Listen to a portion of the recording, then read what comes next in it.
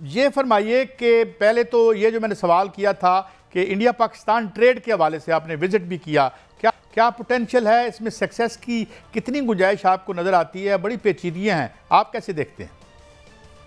काजी साहब, मेरी इस वक्त कोशिश ये है, क्योंकि पाकिस्तान के अंदर महंगाई, इन्फ्लेशन के हालात खराब हैं, बल्कि सिर्फ पाकिस्तान के अंदर नहीं, पूरी दुनिया के अंदर इन्फ्लेशन इस वक्त बढ़ रही है। और इसमें जो सबसे बड़ा मेरा आर्गूमेंट दोनों कैंप्स के अंदर वो ये है कि इस वक्त अगर आप देखें, भारत और चाइना बिल्कुल आमने सामने बॉर्डरों पे खड़े हैं, लाइव एक्सरसाइज हो रही है। दूसरी साइड पे भी, यहाँ भी अग्नि 5 का उन्होंने तजर्बा किया है। 10,000 ट्रूप्स भारत में उन्होंने बॉर्डर पे एक्स्ट्रा भेज दिए हैं, लेकिन ट्रेड अपनी जगह हो रहा है। अमेरिका और चाइना दोनों कोल्ड वॉर में एंटर हो चुके हैं ताइवान के हवाले से, लेकिन ट्रेड हो रहा है। इस वक्त प्रोडक्ट्स जो हैं वो भारत से दुबई जाती हैं, दुबई से पाकिस्तान आ रही हैं। तो मैं ओरिजिनली, जिस तरह मैंने आपको बताया कि मेरी पार्टी का नाम पाकिस्तान है, पाकिस्तान के अवाम मेरी पार्टी है, मेरी मादरे मिल्लत है, तो मैं हमेशा ये समझता हूं कि this is the way I can serve my motherland. तो उसमें मैं दोनों पार्टीज को, दोनों साइड पे, मेरा ये भारत का चौथा दौरा था और मैं ज्यादातर वहां जाता हूं अमेरिकन डेलीगेशंस के साथ। लेकिन इस वक्त इस दफा मुझे इस टॉपिक पे भी बात करने का मौका मिला। तो देयर इज दूसरी साइड पर भी होप मौजूद है कि इलेक्शन के बाद चीजें जो है वो आइस मेल्ट हो सकती है। तो यही मैं कन्विंस करने की कोशिश कर रहा हूं दोनों साइडों पे कि किसी ना किसी तरीके से ट्रेड शुरू किया जा सके। वेजिटेबल्स और दूसरी चीजें, अद्वियात बिलखसूस, और कई ऐसी प्रोडक्ट्स हैं जो कि भारत से इंपोर्ट करके पाकिस्तान के अंदर महंगाई को कंट्रोल किया जा सके। अच्छा, मैं अब एक और बड़े अहम इशू की तरफ आता हूं जिसमें मुझे आपका टेक बड़ा ज़रूरी है। तारड़ साहब, अगर फाइनेंशियल टाइम्स में स्टोरी पढ़ता हूं, जो कि बड़ा पावरफुल, और कहते हैं कि रूलिंग क्लास का माउथ पीस है वो, और वो कहते हैं कि there is a serious threat of civil war, क्योंकि वहाँ आपको पता है गन कंट्रोल नहीं है। 36 करोड़ हथियार बताए जाते हैं 33 करोड़ लोगों में। कैपिटल हिल पे जो हुआ वो आपके सामने है, और रास्ता रोका जा रहा है डोनाल्ड ट्रंप का। जिस तरीके से अभी आप कह रहे थे कि इतने पर्चे अल कपूर पर नहीं थे जितने उन पर हैं, ये 2024 का इलेक्शन क्या इतना ही खतरनाक है अगर रास्ता डोनाल्ड ट्रंप का रोका गया?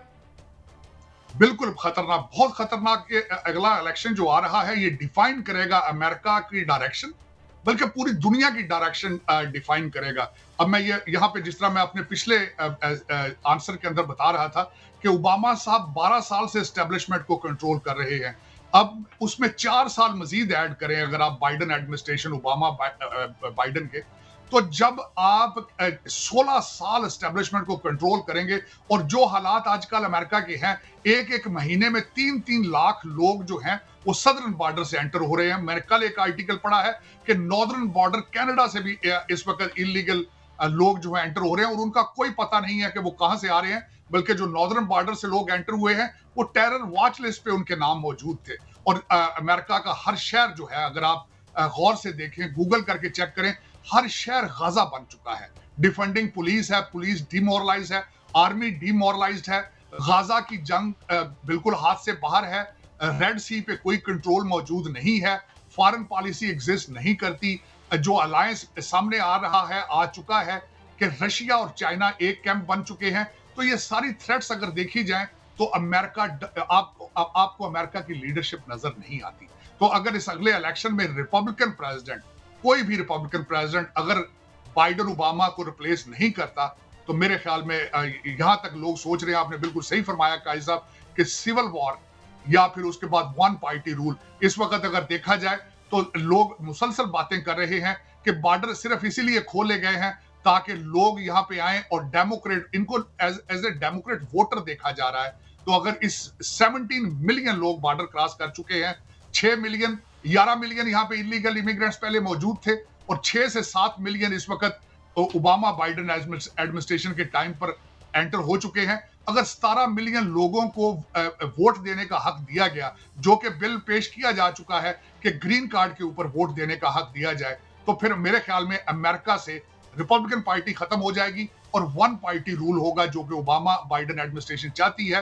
तो इससे this is how the democracy will die, and this is will define कि सिविल वॉर, रेड स्टेटें कहां जाएंगी, ब्लू स्टेटें कहां जाएंगी। आपने बिल्कुल सही फरमाया है कि अगला इलेक्शन एक क्रूशल इलेक्शन है, ना सिर्फ अमेरिका के लिए, पूरी दुनिया के लिए।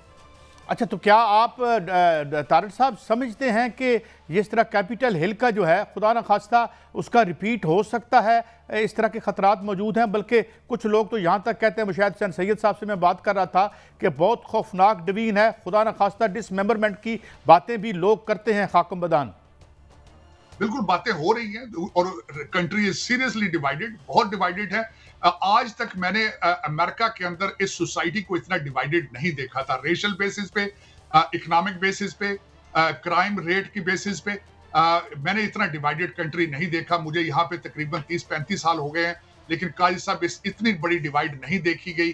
पहले यहाँ कहा जाता था, नॉर्म था सियासत का, कि प्रेसिडेंट जब इलेक्शन जीत के आता था वो कहता था कि I am the president of the whole country. लेकिन अब Biden Obama administration far left पे जा चुके हैं और वो बिल्कुल जिस तरह मैंने कहा है कि हमारे जैसे कंजर्वेटिव माइंडेड लोगों को वो कहते हैं they are home grown terrorist. इतनी ज्यादा एक्सट्रीम मैंने नहीं देखी। और आज अगर देखा जाए तो पुलिस डिफंडिंग है, पुलिस आती नहीं है। आप किसी जगह पे 911 पुलिस बुलाएं तो पुलिस नहीं आती। Judicial system is not working properly. चोरियां, ड्रग्स जो है बहुत आम हो चुकी हैं। तो अगर इस तरीके से सोसाइटी देखी जाए, मैं इसकी एक छोटी सी मिसाल दूंगा। बर्नी सैंडर जो कि बहुत लेफ्ट विंग के लेजिस्लेटर हैं, उन्होंने अगले दिन बिल पेश कर दिया है कि हफ्ते में सिर्फ 4 दिन काम किया जाए, 32 आवर्स। तो 4 दिन काम करके कौमें तरक्की नहीं कर पाती, वर्सेस चाइना और वर्सेस मैं भारत गया हूं तो सबसे ज्यादा चीज जो मैंने देखी है कि मिडिल क्लास एजुकेटेड है और तरक्की की एपेटाइट है, उनके अंदर ख्वाहिश है कि हम तरक्की करें। और सबसे बड़ा तोहफा जो मोदी साहब ने भारत को दिया है वो नेशनलिज्म का है। तो ये तीनों चारों चीजें जब मैं देखता हूं तो मुझे नजर आ रहा है कि China India will rise if America don't reform देम्स। अच्छा तारड़ साहब, चाबहार में जो है चाइना ने इन्वेस्टमेंट की है, इंडिया जो है वो रूस से भी मामला कर रहा है, असला भी ले रहा है, कर रहा है। हम तेल के लिए तड़प रहे हैं, इतना महंगा पेट्रोल है कि अब अपर मिडिल क्लास भी जो है उसकी बिलबिला उठी है। लेकिन हम ईरान से वो स्मगलिंग वाला मामला तो था और SIFC और हमारी इस्टेब्लिशमेंट उसको रोकने की भी सरतोड़ कोशिश कर रही है, लेकिन हम उनसे कोई मामला नहीं कर सकते। क्या इस सिलसिले में अमेरिका रुकावट है और क्या हम अमेरिका से इस पर बात कर सकते हैं कि हमें अपनी एग्जिस्टेंस के लिए उधर से सस्ता तेल चाहिए? इसमें कायसा सबसे बड़ी बात यह है कि आपकी इकानमी जो है वो आपको मुआशी मसाइल हैं। आप इकोनॉमिकली इंडिपेंडेंट नहीं है। आप इंडिपेंडेंट डिसीजन तभी ले पाएंगे जब आप इकोनॉमिकली इंडिपेंडेंट होंगे। इस वक्त आप फिर दोबारा IMF के प्रोग्राम में जा रहे हैं। अल्टीमेटली जहां से पैसा आता है वहां से साथ कंडीशंस भी साथ आती हैं। लेकिन यहाँ पे मैं कायद साहब एक बात जरूर मेंशन करना चाहूंगा जो पाकिस्तान के फेवर में जा रही है। जिस तरीके से पहले अफगानिस्तान की एक अपॉर्चुनिटी थी, इस वक्त भी पाकिस्तान के लिए एक अपॉर्चुनिटी दरवाजे पे पहुंच चुकी है ताइवान के हवाले से। तो मैं समझता हूं कि पाकिस्तान के जो इस वक्त रूलिंग एलीट है, ये जो भी डिसीजन करने वाले हैं, उनको चाहिए कि अपने कार्ड अच्छे तरीके से खेलें और उसमें ये पॉसिबिलिटी है कि बैलेंस करने की कोशिश करें चाइना और अमेरिका रिलेशनशिप। अल्टीमेटली उसमें आपको चाइना को इत्माद में लेना होगा। CPEC की वजह से उनकी रिजर्वेशंस मौजूद हैं।